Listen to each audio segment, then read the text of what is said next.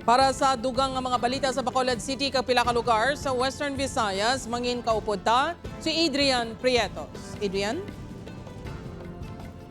Yes, Jers, mga puso, madamo gid nga salamat.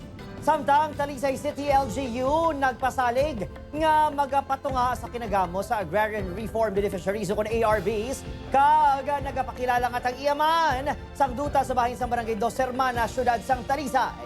Kaya balita nga itong gitutuka.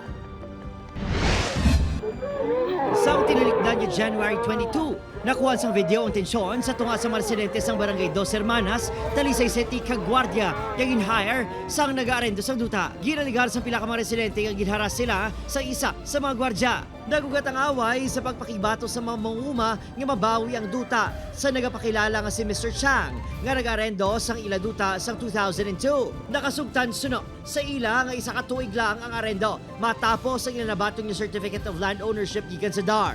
Sang Setyembre pa, sang nagligid niya tuig, sang nagpadala sila sa demand letter niya kuhaon na nila ang duta sa nag-arkila apang wala sa aksyon. Sa official statement sang alkalde, nagpasalig ini nga magpatuang LGU agud maresolba ang isyu. Sa tinalikdan niya January 31, liwat nga nagluntad ang tensyon. Nakuhaan man sa video ang pagpanaya kag pagpalupok sang pusil sa isa sa mga gwardya sa pareho nga lugar. Ginapanginwala naman sang security agency nga nagabantay sa lugar nga kaupod nila ang gwardya. Sunod naman sa alkalde, ginapatutukan na sini sa kapulisan ang pagpangita sa lalaki nga kilala kay Jose Alonzaga, residente man sang Talisay City. Sa pulo, nasang LGU ang may involbadong Agrarian Reform Beneficiaries kag ang mga negosyante nga nagapakilala may poder sa duta. Ginpadulungan sa news team ang talatapan sa Department of Agrarian Reform Negros Occidental.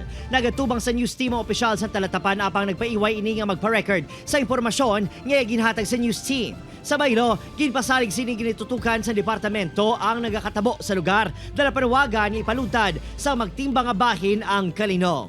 Next week, I hope man sa ila man both parties kaya marisolbar man nila sa legal na proseso.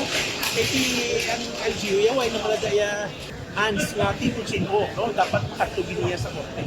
Opo, Kiril Casillo, Adrian Prietos, Western Visayas.